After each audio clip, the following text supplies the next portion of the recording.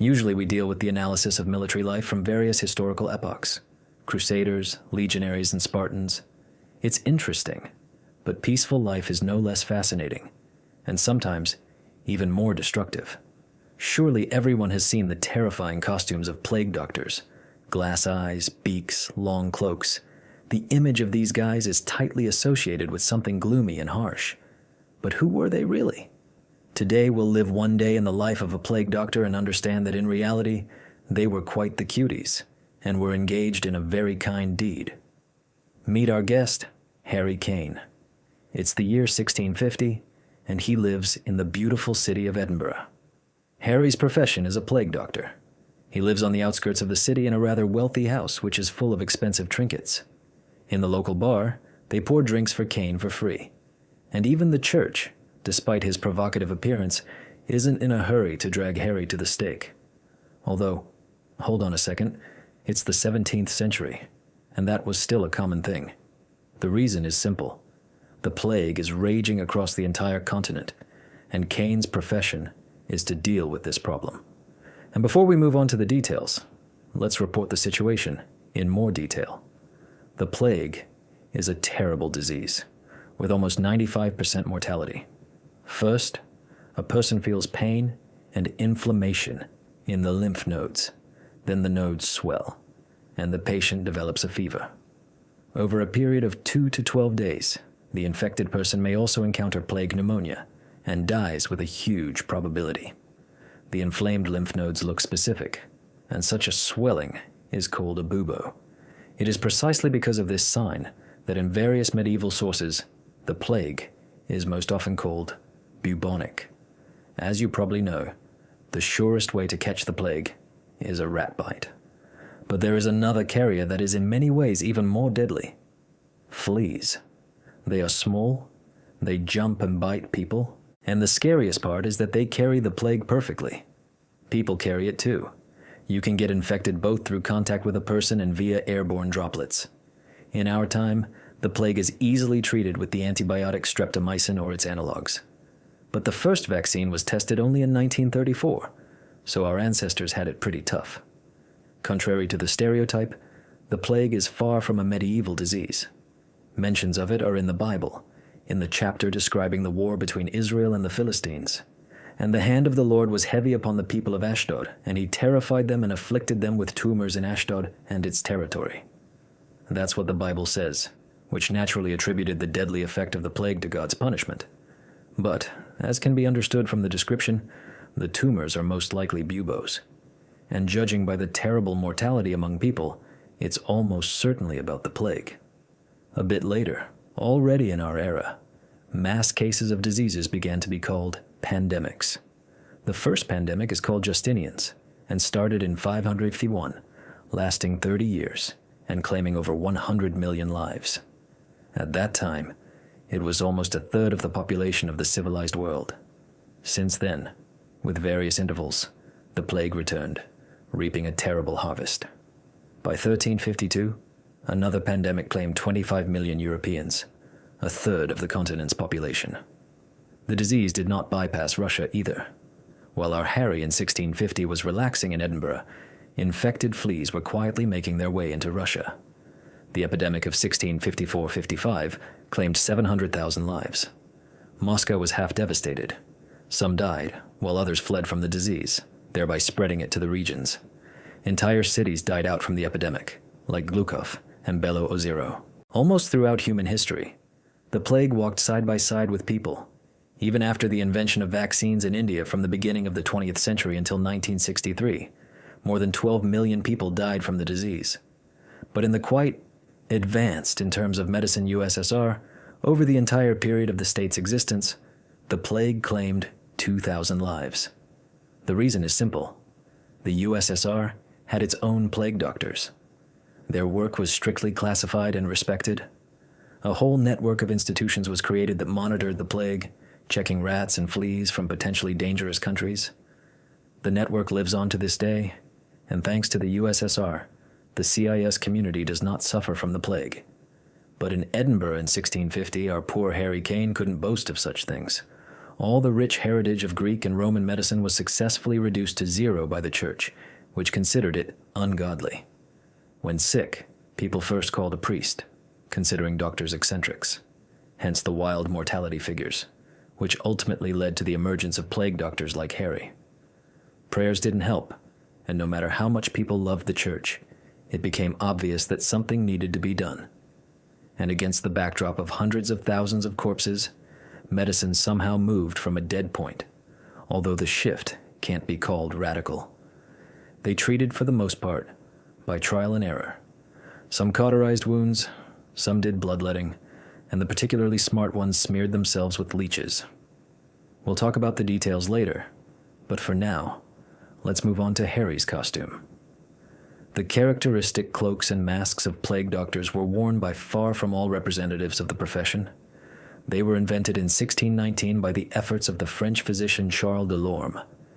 He created that very equipment, and for centuries before that, doctors walked around in whatever.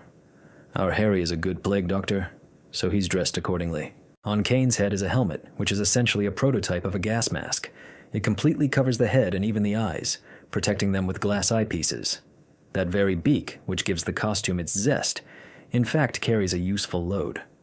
First, strongly smelling herbs and other medicines were thrown into the beak. Doctors worked with not particularly pleasant-smelling patients, and sometimes even with corpses, where it was simply necessary not to faint from the smell. Also, the part of the beak touching the nose was covered with a sponge with incense, and the doctor himself constantly chewed garlic. Moving on, we hit the cloak, the main idea of which is to protect the doctor's body. Harry, like all representatives of his profession, didn't want to touch patients. Gloves, long fisherman's boots, and a cane helped with this. The cane was used to examine patients, cauterize wounds, and if necessary, fend off particularly feisty ones. Was the plague doctor's costume effective? Partly yes.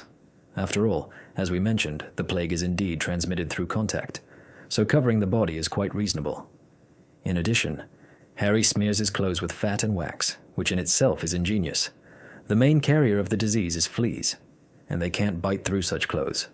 But garlic is completely unnecessary and doesn't save from the plague at all.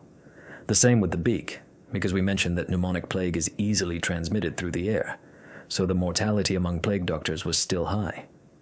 What does a plague doctor's day consist of?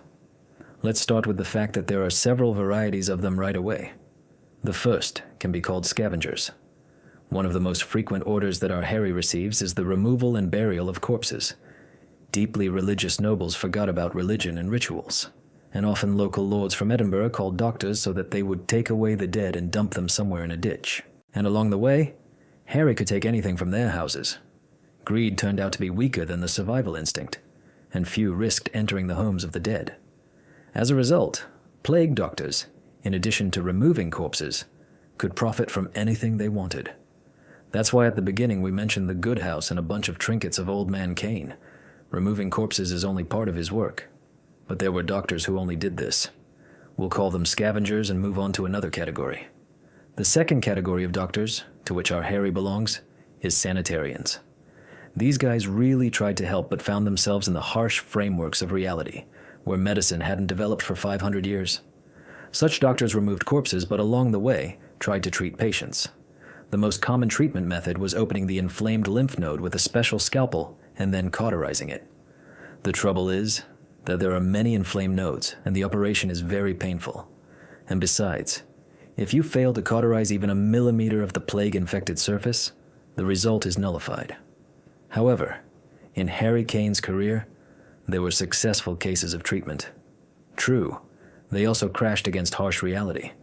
It was believed that if a person recovered, God helped him, but if someone died, the doctor was blamed.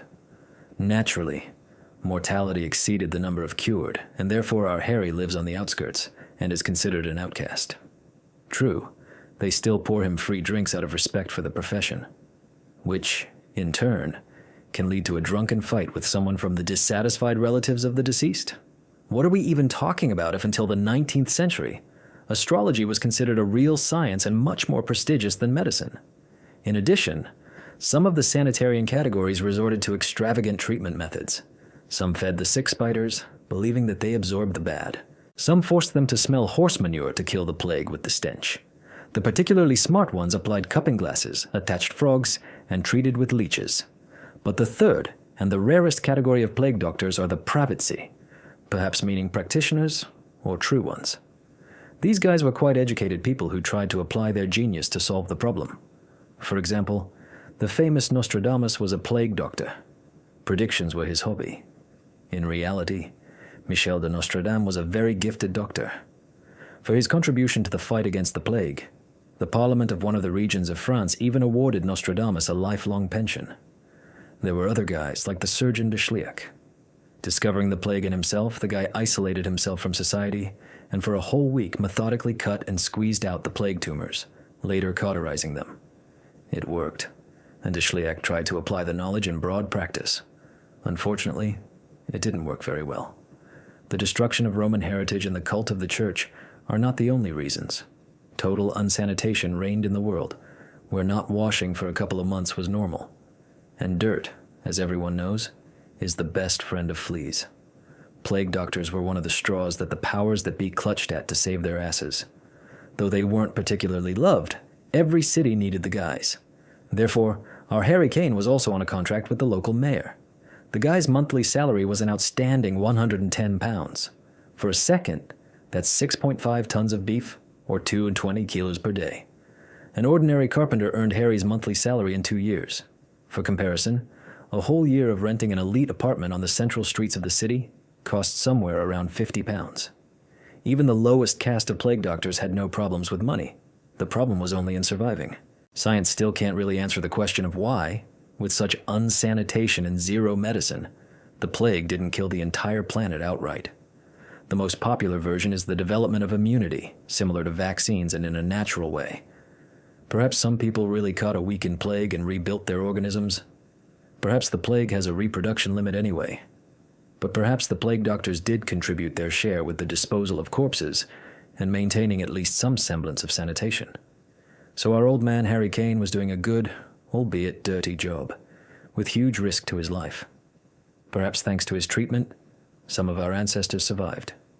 Give Harry a like under this video, because that's all from us. See you soon, friends. Uh-huh.